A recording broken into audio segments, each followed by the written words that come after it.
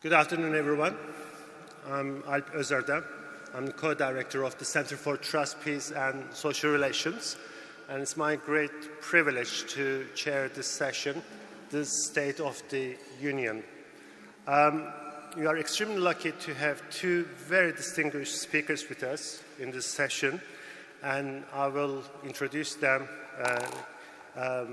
once we start the session. And they will be sharing their unique insights into what the policies and trajectories might be under the presidency of Donald Trump for global peace and international relations. This is likely to be an amazing session, so thanks very much for joining us. And before we start, I was looking at what Donald Trump said about possible foreign policy issues that he will need to deal with once he becomes the president.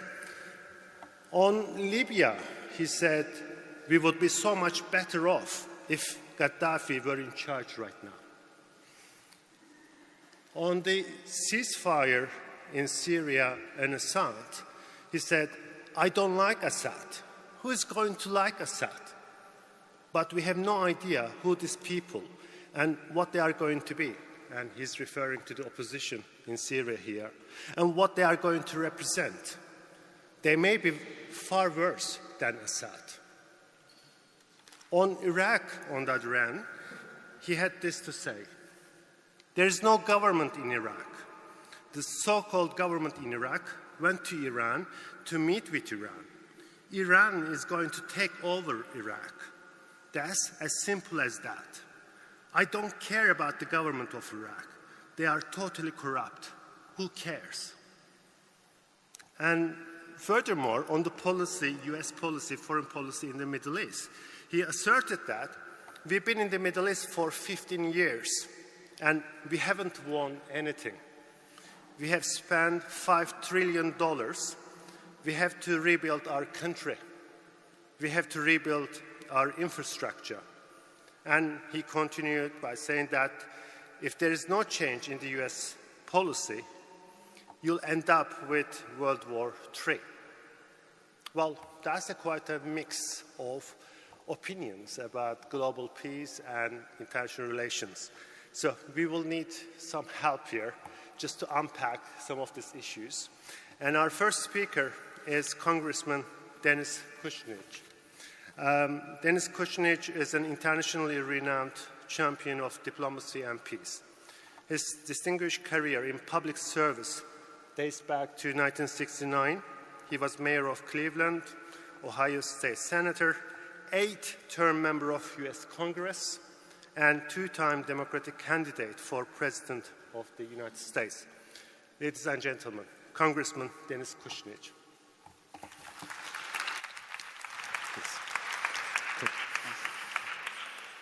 Thank you very much.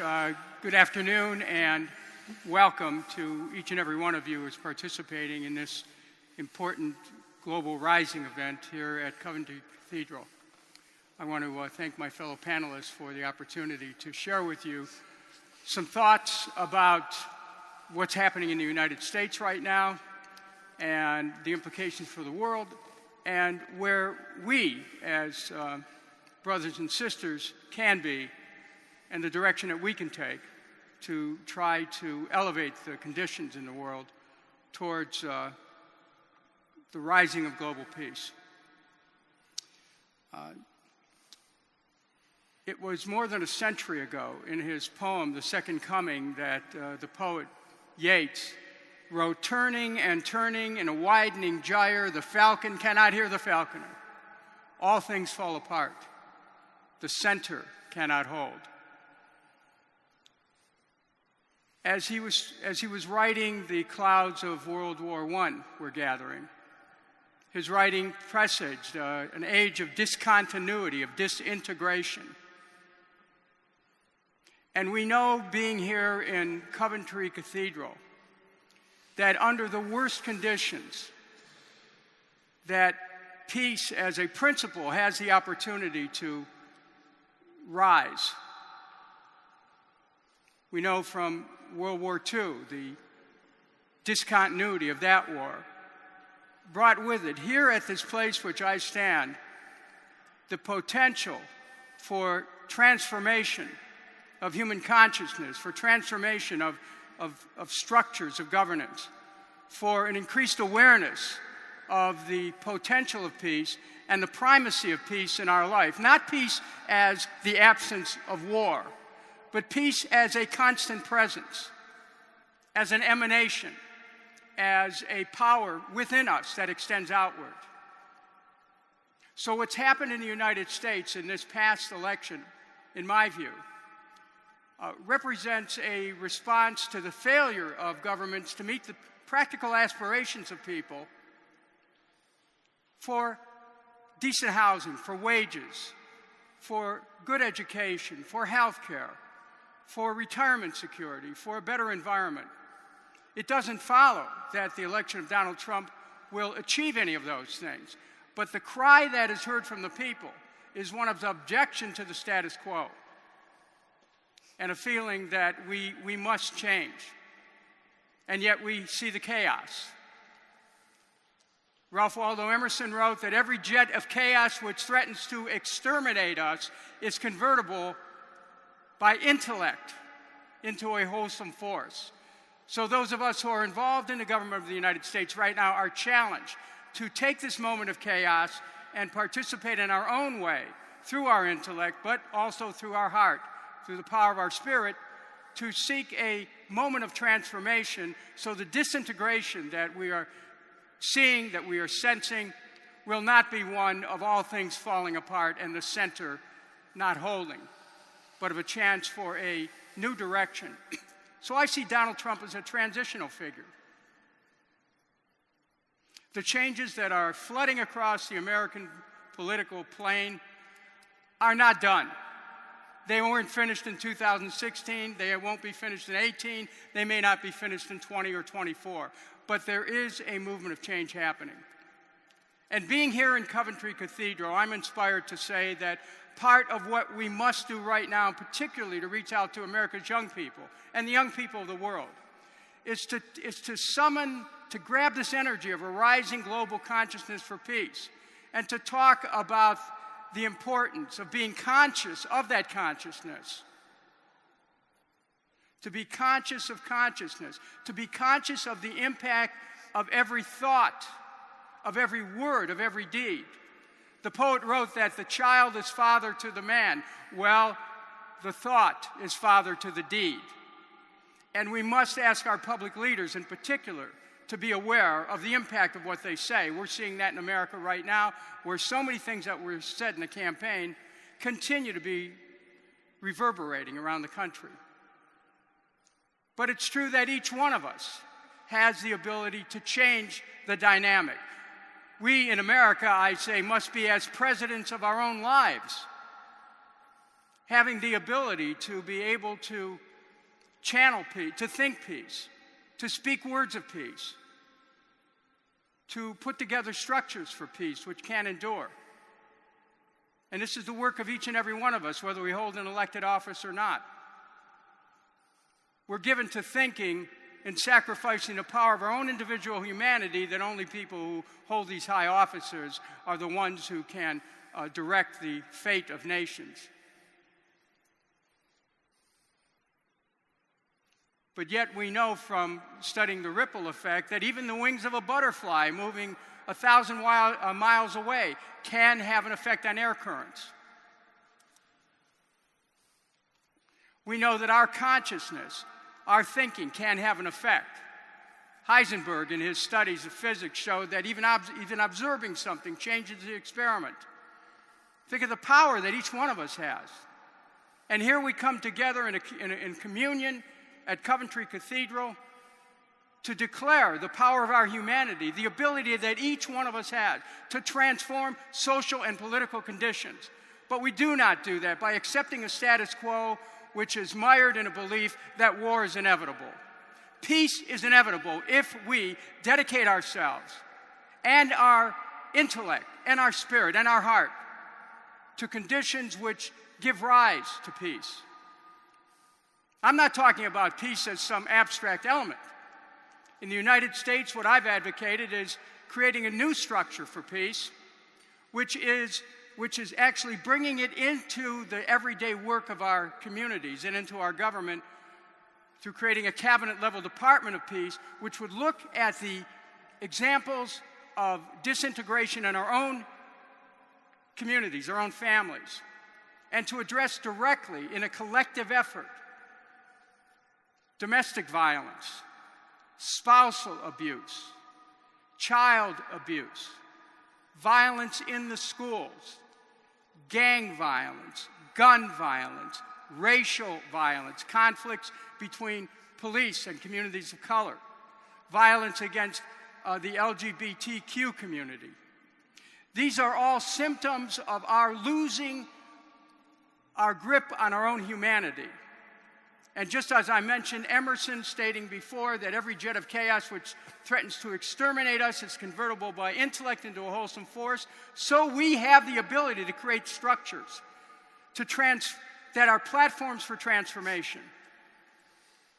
And and this is an urgent moment for us to harness that ability and to declare our common humanity, to declare the imperative of human unity, that we are all one, that we are interconnected, that we are interdependent.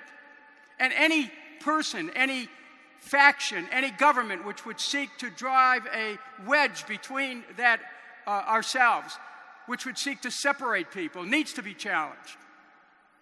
And that we need to call forth this commonality which we know that we possess. The idea of a cabinet-level Department of Peace was to take the fear that violence extends from and to find a way to build with tapping the power and help of professionals in human relations, to create and make of human relations a science where we look at the challenges which exist in our society in the microcosm, because what is innermost in each one of us becomes outermost, and we need to look at what it is that we can do within our own lives to bring about peace. You know, every relationship we have is an opportunity for peace building. It's easy to stand here and advocate for peace in the world, but when you try to bring it to your own homes, that can be a little bit more challenging. Yet it is precisely that laboratory of our own experience which gives legitimacy to our ability to go out into the world. So being here with you in this moment, to me, is a blessing, because it gives me one more opportunity to articulate an optimistic view, the possibility that each one of us can make a difference. Years ago, a U.S. Senator and presidential candidate by the name of Robert F. Kennedy went to Cape Town, South Africa, and met with students who were convinced that the regime of apartheid could never be changed. And they saw this Caucasian man coming to them and saying, look, we can change it, you can change it, but you have to stay consistent in your dedication and your efforts, because that will have an effect. And still they heard him, they doubted it, but they listened to him when he said these words: each time a man or a woman stands up for an ideal, acts to improve the lot of others, or strikes out against injustice, he or she sends forth a tiny ripple of hope. And crossing each other from a million different centers of energy and daring, those ripples can create a current which can sweep down the mightiest walls of oppression and resistance.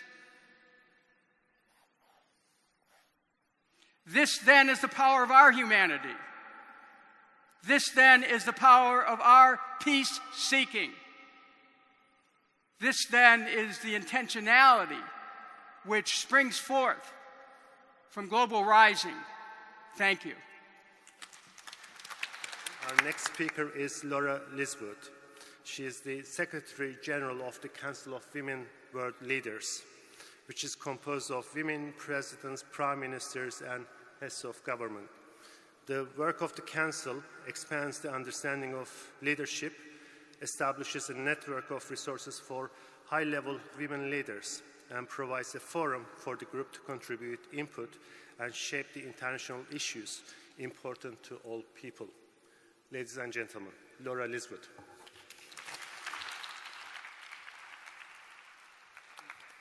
Thank you very much. Congressman, I very much appreciated your inspiration because I really need it right now. I have to say, I was thinking about this. The last place I want to be right now is sitting here talking about the policies of the President-elect of the United States. In fact, thinking about it, Kieran, when he first asked me to do this, I thought, well, this will be fabulous, talking about the foreign policy of the next president. I could do a great riff on women leaders and how women leaders are, can change foreign policy. They can take a different approach. I realize now, Kieran, that I should have put an opt-out clause in my agreement with you. Because I will stipulate that I'm looking for that silver lining. I'm looking for that notion of inspiration, of that sense that you have that this is a transition. Because one has to look, particularly when one thinks about women's leadership and the role of women, as an arc of history. And where are we on that arc? In truth, I thought we were further along on that arc than we are. Because perhaps you're correct that people didn't listen well to those who were disenfranchised in a way that perhaps should have been listened to. That disenfranchisement created this incredible desire for change, just a sense of control, and that the change that was occurring was something that felt very threatening to people. Certain people within the United States. And if I think about leaders themselves, and I've done a lot of thinking about leaders and have had great opportunities to meet some extraordinary leaders, first and foremost, a leader never asks people to do anything that they will ultimately be ashamed they did. And that test, I think, is one that I worry about a bit. But Howard Gardner, in his book, Leading Minds, talks about the 4 major attributes of great leaders. He says the first attribute is that the leader has a true north. And this is a lot of what this conference has been about what is our true north? What is our moral compass? And how do we follow that moral compass? The second thing he said is that they're willing to challenge authority, but challenge it in a way that advances everyone. Third, he says that they have the ability to speak to people, to speak to all people, to get all people to understand what they stand for. And the fourth thing he said was that they had traveled. Interestingly, he didn't mean traveled to Zambia. He meant traveled outside of your worldview. The ability to understand what others are going through. I have a book on diversity, and one of the parts of it I call The Elephant and the Mouse. And it's about what dominant groups know and what non-dominant groups know. And it's basically that if you're the elephant in the room, what do you know about the mouse? Not much. If you're the mouse in the room, what do you know about the elephant? Everything. Everything. So, part of this is that if you're from the dominant group, what do you actually know about what the non-dominant groups are going through? And I think for the non-dominant groups in the United States, just upon reflection, they're quite concerned that the dominant group doesn't really understand what they're going through. In terms of the title of this, I had to smile a little bit, the State of the Union. That implies that there is a union within the United States. There are at least, at minimum, quite a lot of fissures in it. And I heard one historian talk about the fact that the fissures that we see in the United States currently the closest replication to those fissures is the Civil War in the United States. Now, one hopes that that's not a true sentiment in the sense that it will be a civil war of actual arms and people dying. One hopes that's not the case. At minimum, it's going to be a civil war of tweets, I think. But it's certainly, the country is probably at its most fragile, I think. So to the extent that you're talking about transition, I love the word. I'm not just sure to what we're transitioning, so perhaps you can tell us a little bit more about that. Thucydides said that people's human nature is basically made up of three elements: fear, self-interest, or honor. And that people only change for those three reasons. Are they fearful if they don't do something? You know, if I don't stop smoking, I'm going to endanger my health, right? Self-interest, what is it that I will gain if I change? Or the most noble of them, which we hope to see from our leaders, is what's the honorable thing to do? Again, one doesn't quite know what this new president, where he will land and all of that. We have some roadmaps and some indicators and some symbols of where he's going to land in that element of human nature. I think right now, when people ask, well, what do we think the president-elect is going to do, or how do we think the impact is going to be, I am reminded of what, probably apocryphally, when Ho Chi Minh was asked what was the impact of the French Revolution, he said it was too soon to tell. I think it probably is a little too soon to tell what this next president-elect is going to do. We have the words that he has said, and you reflected upon some of those words. But we already see that some of those words don't seem to be cast in stone, as it were. He seems to be a leader who's not a relational leader, but a transactional leader. You know, and you have both of those two kinds of leaders, the relational leader and the transactional leader. He appears to be a transactional leader. He appeals basically the notion of the deal, as it were. There are also two other kinds of leaders that I've observed, is the conscious leader and the unconscious leader. Yeah. And the unconscious leader basically operates off of instinct, off of their own sense of how do I know about these? How do I just react based on my instinct? And the conscious leader does things based on a sense of knowledge about all the different options and how one thinks about these things and how one makes a conscious decision one way or the other. For example, Lyndon Johnson in the United States was quite an unconscious leader. He had very strong instincts on domestic policy, right? And his domestic policy, by and large, was quite successful. He had terrible instincts on foreign policy, but that's all he used was his instincts. And he got himself into huge trouble on foreign policy. So, you know, as I look at this through the scrim of leadership, you know, it's a little too soon to tell. I'm not 100% optimistic that, that the new president-elect will rise to the occasion of being a great leader, because I think we need great leaders right now. I think we do, and I'm not sure that at this moment we're going to see that. Although I've been being coached by the president of the Maldives, who I've been a bit, I keep telling him, the man's got a big ego, he's narcissistic, he's just out for himself, and he kept saying, okay, that's the reality on the ground. Now what are we going to do about this reality on the ground? I'm still in the complaining stage of this thing, because I worry. This is a particular individual who has bragged about the fact that he hasn't read any books. Well, one hopes that your leader can put things in historic context, and one doesn't get historic context unless one reads things. So, but again, the president is looking at me saying, okay, now there's reality on the ground. What are we going to do about it? I'll get a little bit, specific about some things that worry me or are of concern or a sense of what might happen. I mentioned I thought that the president-elect has a transactional worldview, which is seemingly a win-loss dynamic. which in the world of diplomacy is probably not the best kind of approach to things, but that's his dynamic. If one thinks about what Joseph Nye, the Kennedy School, talks about soft power and hard power, soft power, if you will, is more collegial, it's more collaborative, it's more listening, it's more empathy, it's more dialogue, all the things we've been talking about here as a valuable way of going about resolutions of conflict.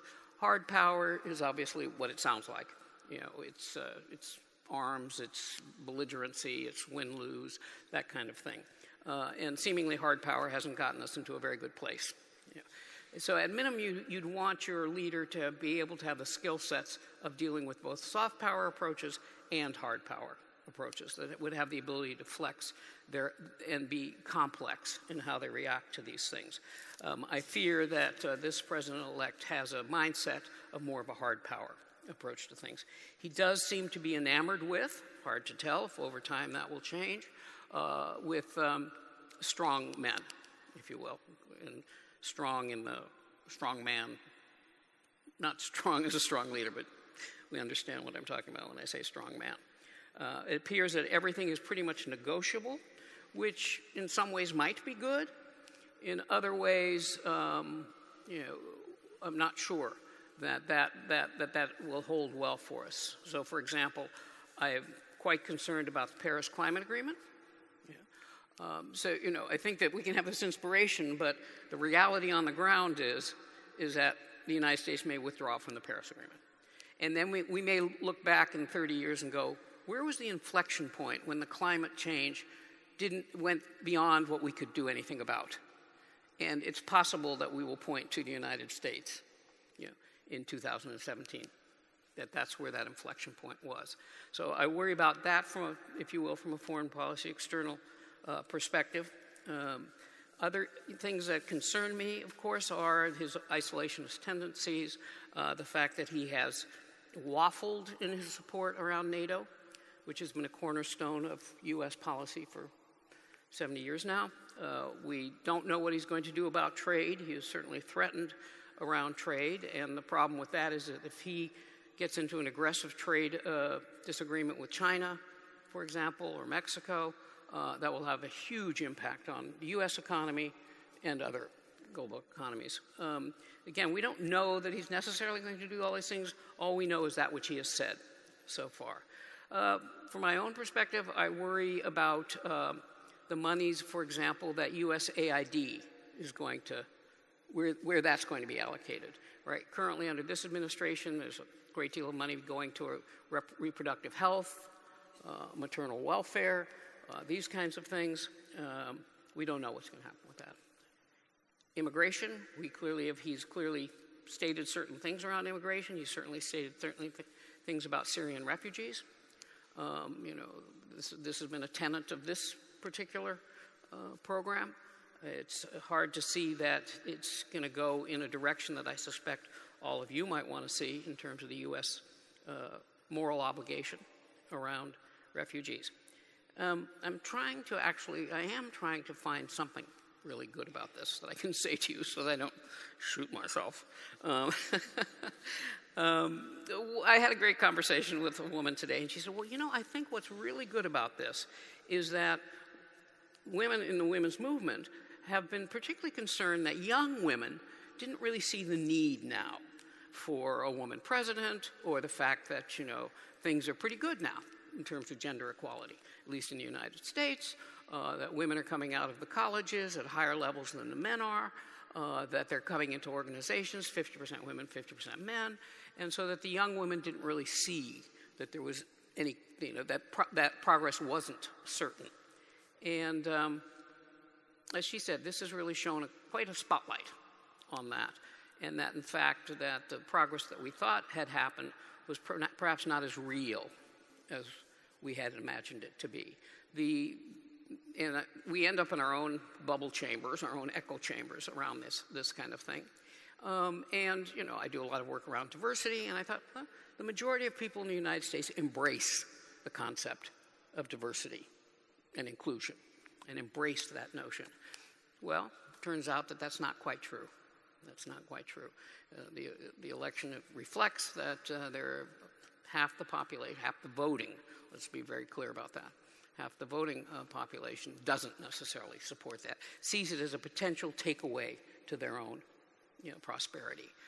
So the light has been shown on this, and maybe in a way that then allows us to understand where exactly we are and how exactly it is we should be positioning ourselves to persuade people of what it is that we think is the best way to go. I wish I could have a sort of an all-encompassing picture about whether I thought this was good or whether I thought this was bad. And all I'm reminded of is I heard John Major speaking once, and he said he had called Boris Yeltsin, and he had said to Yeltsin, because he wanted to know how it was going in Russia. So he said to Yeltsin, Boris, tell me in one word how it's going in Russia. And Yeltsin responds, good. And he says, well, maybe you better elaborate. Tell me in 2 words how it's going in Russia. And Yeltsin responds, not good. If I had to say where I am on this spectrum at the moment, it's that comment. Thank you. Thank you very much.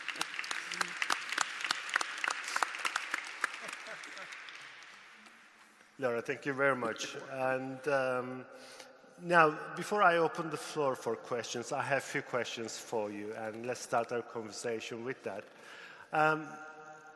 As the session is focusing on the State of the Union, and during the election campaign, we often heard that, especially from the president-elect, making America great again.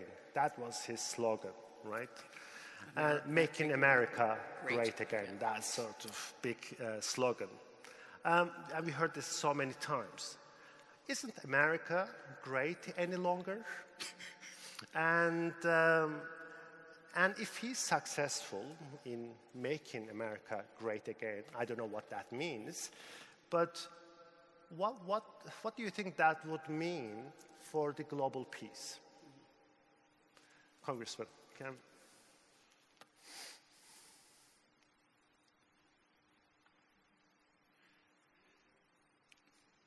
The measure of the greatness of a country, in my estimation, are people fed? Are they clothed? Do they have a place to live? Do they have jobs? Are they well educated? Do they have decent health care? Are they secure in their retirement? Is the air clean? Is the water clean? Is the land undespoiled? The slogan of making America great again, if it somehow relates to lifting up the human condition for individuals who live in the United States of America, that's fine. But if it is used to distinguish itself from other countries, if it rides aloft on this idea of American exceptionalism, which is that we're great and you're not, that then separates us from the world community. And I think that at this point in human history, it is urgent for us to merge with the world community and celebrate human greatness, not the greatness of any one person or any one country, but that we all have this potential, this instinct within us that reaches and towers, that reaches for excellence, for greatness. That's what we need to nurture. That's what we need to encourage all over the world. But slogans might be interesting for campaigns. They might work on bumper stickers or on hats. But slogans are simply signposts in a direction. What direction we're going in right now, I would agree, is not been determined. But what I do see is that the millions of Americans who are suddenly aware that we're at a moment of crisis can have the ability to determine what happens in our country and need to be involved. We cannot be observers anymore. We have to take part actively as citizens, an active citizenry. If this election woke up that capacity, it'll be a good thing. But for the global peace, Congressman. For global peace? Look, yes, America, with over 100 military bases around the world, America, which has all too often favored interventionism over diplomacy,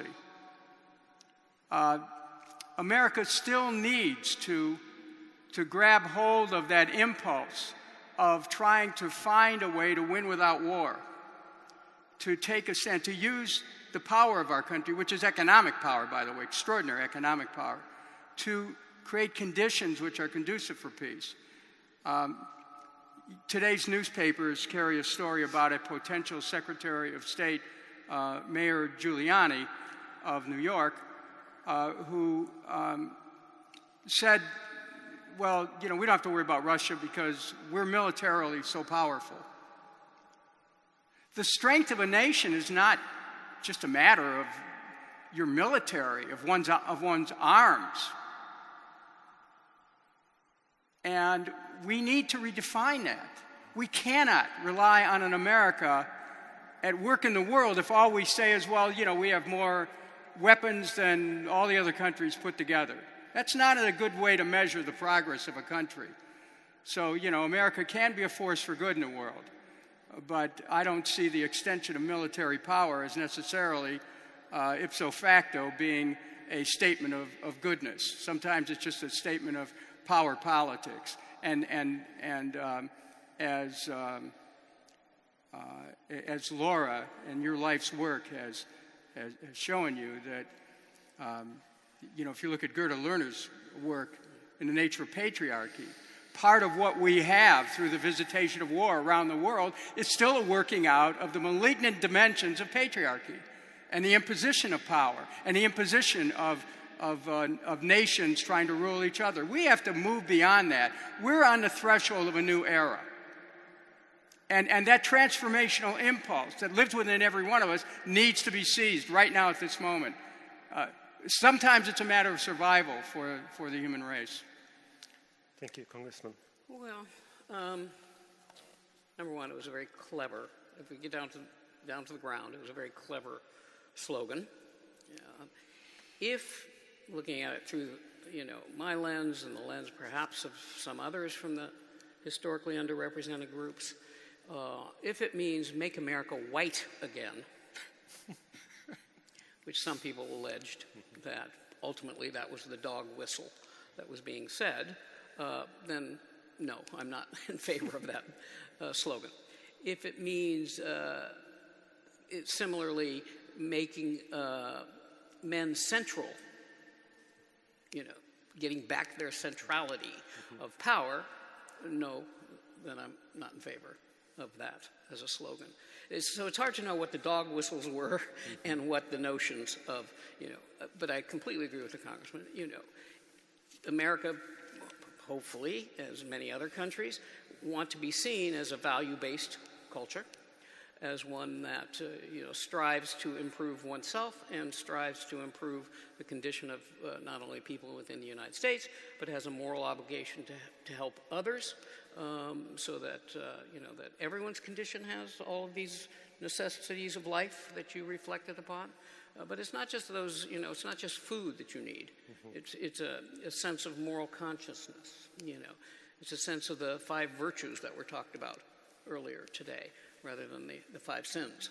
If we want to continue to be an example, if we have been, or continuing to improve ourselves, as President Obama would say, we are an imperfect union, trying to strive for better, to be better.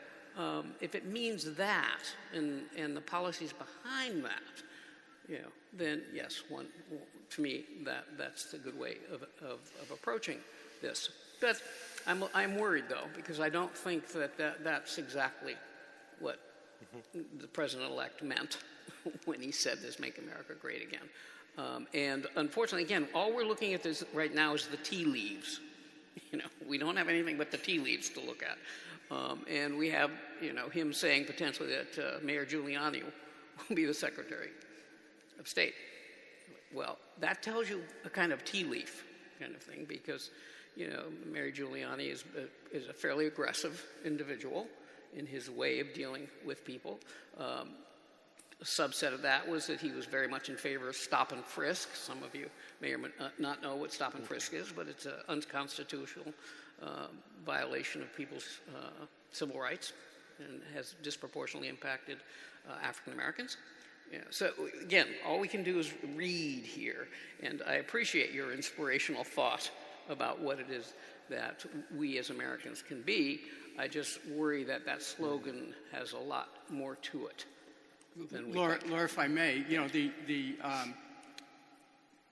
we have to critically analyze who they are, who these individuals who are about to come into power, who they are.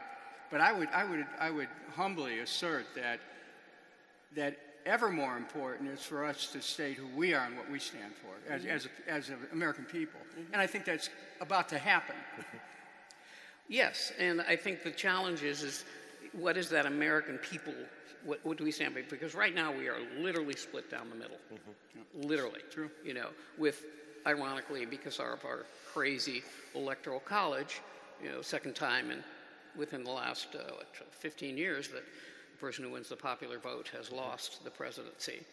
I want every young American to be able to go to college, but not to the electoral college. That's a good way to put it. So, you know, I completely agree with you. This will be a mirror of ourselves.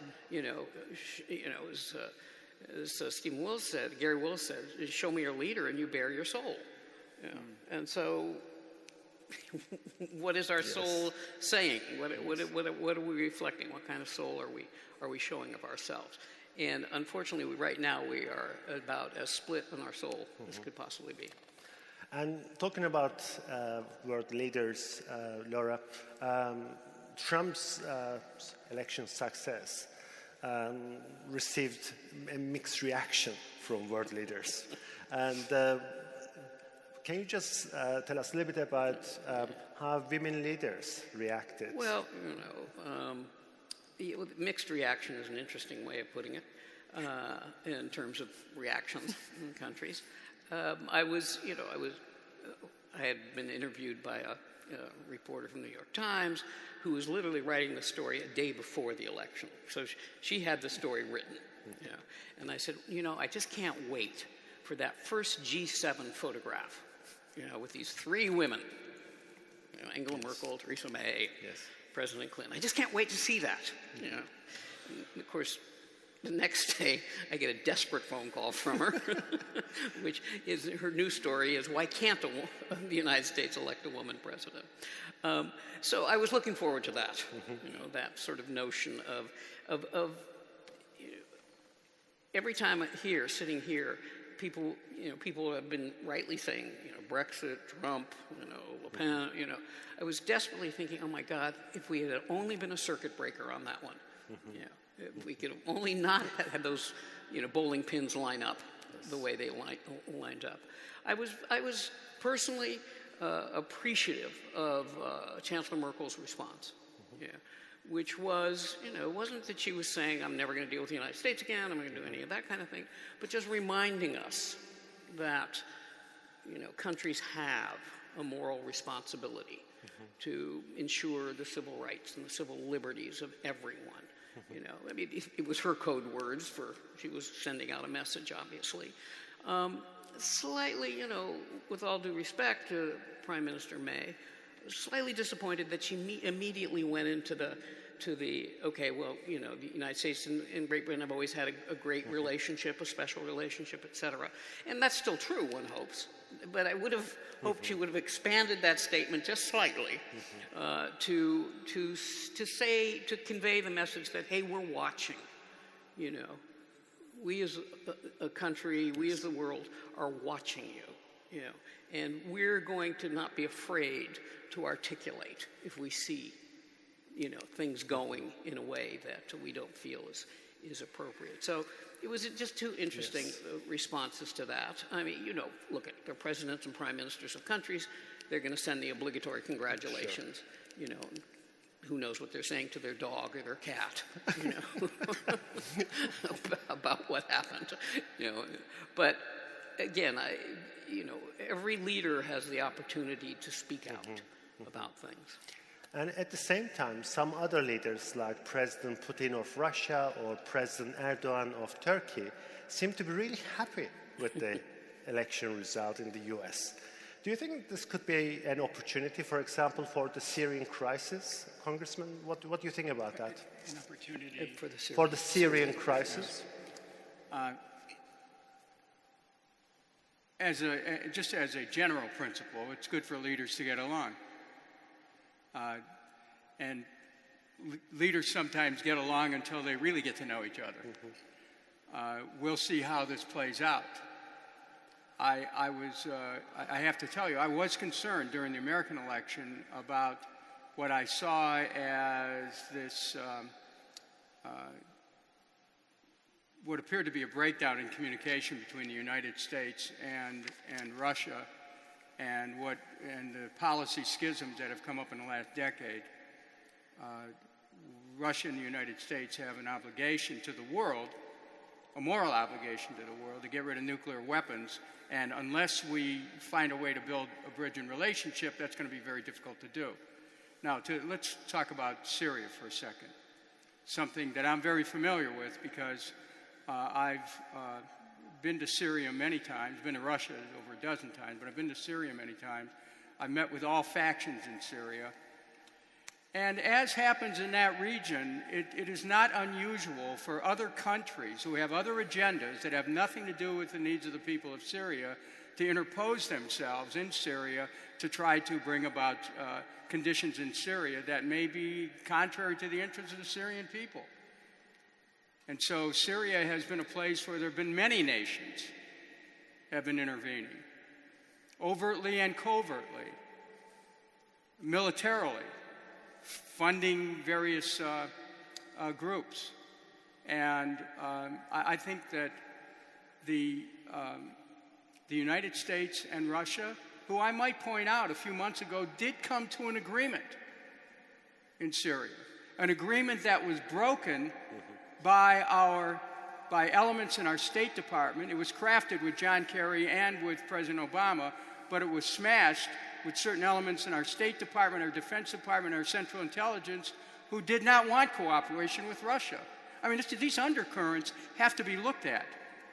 Now, while I've been in politics, in government, a good part of my life, I don't have any airy-fairy notions about real politic and how it plays out.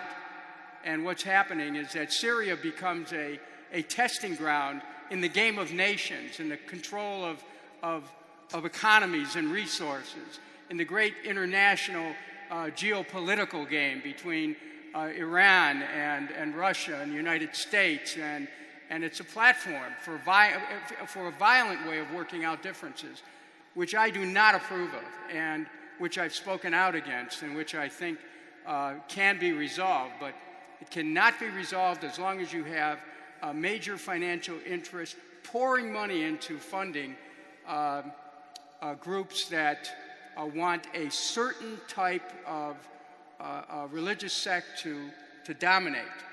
And we could spend the rest of this time here talking about, is peace in Syria possible? Yes. Can Russia and the United States play a role in bringing it about? Yes.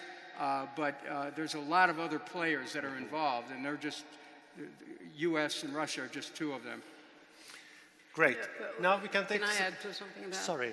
No, I think, you're absolutely right. I think foreign interactions, foreign relations are much better if the leaders know each other and like each other, as it were, or feel comfortable with that. And I think it's one of the things that I find so fascinating about the Council of Women World Leaders. You have women from all different political parties, and yet, there's a sense of a camaraderie. There's a sense, they don't necessarily agree just because, Theresa May is a woman and Angela Merkel's a woman. They're not going to agree on Brexit, but they're going to have a sense of the ability to speak with each other, which I think is very much to the good. On the other hand, I do want to make sure that my leaders understand the difference between Sunni and Shia, understand that Russia did invade the Ukraine, understand that a country can't violate the sovereignty of a nation and steal their oil, that there is a second-tier consequence of blowing up the Iran deal. I want my leader to understand those things along with the, I can have a beer with you kind of concept. So I think I would add a little bit of a secondary comment to that. I find it really interesting that in the UK, me and my friends all seem to be terrified by the prospect of a Donald Trump presidency. but my American friends knew very little about Brexit or any of its cultural consequences. And I was wondering, from your perspective, what you think a British young person could do to tackle these ideas of isolationism that are rising around Europe, around America, all around the world. And as global citizens, how do we begin to fight that? You remember I talked about the elephant and the mouse? You know, everyone knows the U.S. presidential election, right? But as you pointed out, most Americans didn't have a clue about Brexit. They wouldn't be able to name the Prime Minister of Sweden. You know, but every Swede can name the President of the United States. So, you know, there's that kind of thing that goes on with that. I would hope that young people, as global citizens, to use your words, would join the chorus of whatever they felt in terms of what the president, you know, we have such ease of raising our voices now globally, across borders, with social media and these kinds of things, that people would engage in what they see. If they see something that the president-elect is doing, that they raise that voice, you know. And so that it's not just, you know, American youth who are raising their voice and protesting, as it were, but that you're getting more hearing from the world around that. You know, I mean, obviously this president-elect loves social media, you know, 3 a.m. tweets. So, you know, I'd like some 3 a.m. tweets back, you know, to him. So I think that there is that. And also I think, you know, pressuring your own governments in terms of how they do or don't support what it is that the United States is doing. You know, one hopes that there would be some influence with that. You know, so pressuring your own governments to act in a certain way, to behave in a certain way, to articulate to the United States certain things that they believed in. If I could add briefly, I'm an American, but I see myself as a citizen of the world. And I would encourage an awareness among young people in particular to not be as disciples of a given nation, but to be as citizens of the world. And if we see anything anywhere in the world that we disagree with, we need to talk about that. And social media is a great platform to organize and to be heard from. There's more, you know, think about it, how the paradox there of never in human history has there been a greater ability to communicate, to get a message around the world. And yet at the same time, we're freighted with so much misunderstanding. So our young people, our future, needs to be heard from. And the future has a way of communicating when they think the future, which is when they think the conditions that are being prepared for them are being threatened. Globally, our goal should be peace. Our goal should be to repair the global climate. We need young people to be heard from on that everywhere. And if an American leader takes us in a different direction, he needs to hear from the world, not just the United States. And we have one more question from... Two issues. One is democracy, the other is climate change. I have a feeling that we've now come across a hurdle in climate change issues because the United States probably might not honor the Paris Agreement and might want to dismantle it. Now, I see this as an opportunity because in my view, we have not heard from the actual people of the United States all these years. For the last 10 years, we've been preaching to the converts, and we've not been able to reach out to the people who voted for President-elect Donald Trump. So my question really is, while opinion polling is wrong, while the media doesn't seem to be bringing out the actual issues from your country, so how do we reach out to the people that we've not been able to reach out to before? So that's my first question. And second question is, Congressman, do you think the United States would now stop backing democracy and freedom in this transitional period? about democracy? They are big questions. We have 5 minutes left. Okay, but what was it? Could you repeat that? Does the United States, because the acoustics here do not make for a good... The US might stop backing democracy and freedom. First of all, with respect to the Paris Climate Agreement and generally the issues of global climate change, they received almost zero attention in this election, which is pretty astonishing when you consider the atmospheric levels of carbon, how they keep increasing, and when you consider the urgency of trying to find a way to sequester carbon, when you consider our energy policies are leaving us into a position of even greater destabilization of the global climate. So, no American leader can morally or reasonably reject thousands of peer-reviewed studies of scientists who have talked about the human effects of on the globe, and also have talked about the impact of using carbon-based energies and the changes that come about from that. So people can say, well, we're not going to deal with that. Well, look, the air's not going to get any cleaner. The weather patterns aren't going to change favorably. Something has to be done. And the 360 campaign in the United States has been part of that. But we cannot walk away from our responsibility. And let's face it, those air currents, they don't stay just over the United States. They keep moving around the world, just as other places in the world. We're fouling our own nest here. That will be a big issue, and I intend to make it one. Now, the other thing is this, about the United States walking away from freedom or democracy. I'll tell you, in post 9/11 America, we have given too much power to agencies within our country that have impaired our ability to be free. There's too much surveillance going on in American society. It's a less free society today than it was the day after 9/11, or that it's less free today since 9/11. And I will say one thing that hasn't been talked about here, and not even in the United States so much since the election. A measure of freedom in the United States, look at the FBI's interference in our election. That was a horrendous thing. They helped to tilt the outcome of the election.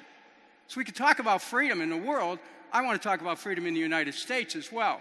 Now, as far as the U.S. being involved with the world community, we have an obligation to support the United Nations. We have an obligation to participate with the world community. We have an obligation to support treaties, to support the Paris Climate Agreement, to support nuclear agreements for abolition, to support the Biological Weapons Convention, the Chemical Weapons Convention, the Small Arms Treaty, the Landmine Treaty, to join the International Criminal Court. We cannot divorce ourselves from the world community. And so I think those of us who are Americans have a responsibility in the interest of morality, peace, and justice to step out onto the stage in America and in the world and declare our affiliation with the world community. While others would try to back us away from the world community, this is the time that we need to go out and again reaffirm the greater meaning of what it means to be an American. And the first motto of our country was E pluribus unum. Out of many, we are one. There's a paradox there, but the truth is the underlying rationale for the existence of the United States is the triumph of human unity. Thank you.